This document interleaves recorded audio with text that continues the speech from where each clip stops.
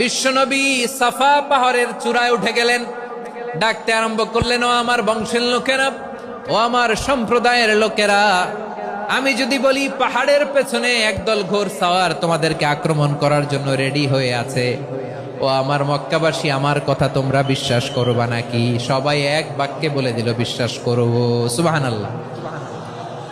ও আমার মক্কাবাসী, আমি যদি বলি পাহাড়ের পেছনে একদল ব্যাটালিয়ন তোমাদেরকে অ্যাটাক করবে, আমি বললে বিশ্বাস করবা? মক্কাবাসী কি উত্তর দিয়েছিল জানেন? এত হেভি ওয়েটফুল একটা কথা বলেছিল। তারা বলেছিল, অবশ্যই বিশ্বাস করব, কারণ মা জাররাবনা আলাইকা ইল্লা সিদকা, আমরা জীবনে কোনোদিন তোমার মুখে মিথ্যা শুনি নাই। সুবহানাল্লাহ কইবেন না?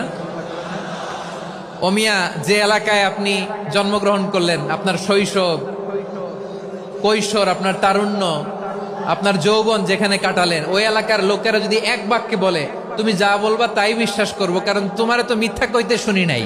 মা জাররাবনা আলাইকা ইল্লা সিদকা, we have never ever witnessed a single lie from you, আমরা জীবনে একটা মিথ্যা তোমার মুখ থেকে শুনি নাই। সুবহানাল্লাহ বলেন। দেখেন, এই কথার মাধ্যমে এক বাক্যে বিগত 40 বছরের সার্টিফিকেশন হয়ে গেছে। কথা বলেন ঠিক কিনা? বিগত 40 বছর আমার নবী মক্কায় কেমন লাইফ লিড করেছেন, এক বাক্যে সার্টিফিকেশন, মা জাররাবনা আলাইকা ইল্লা সিদকা।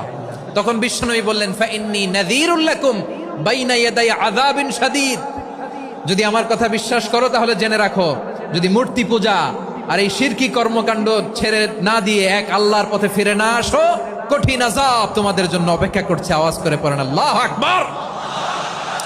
ফাইন্নী নাযীরুল লাকুম বাইনা ইয়াদাই আযাবিন শাদীদ, ভয়ঙ্করতম শাস্তি তোমাদের জন্য অপেক্ষা করেছে, আমি সেই শাস্তির সতর্কতা দিতে এসেছি।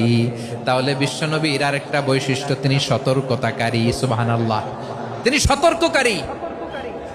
উম্মাহকে রিমাইন্ডার দিতে এসেছেন, ওয়ার্নিং দিতে এসেছেন।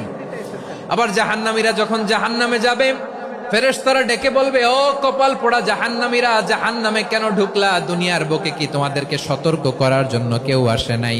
কুল্লামা উলকিয়া ফিহা ফাউজুন সাআলাহুম খাযানাতুহা আলাম ইয়াতিকুম নাযীর। সুবহানাল্লাহ পড়েন।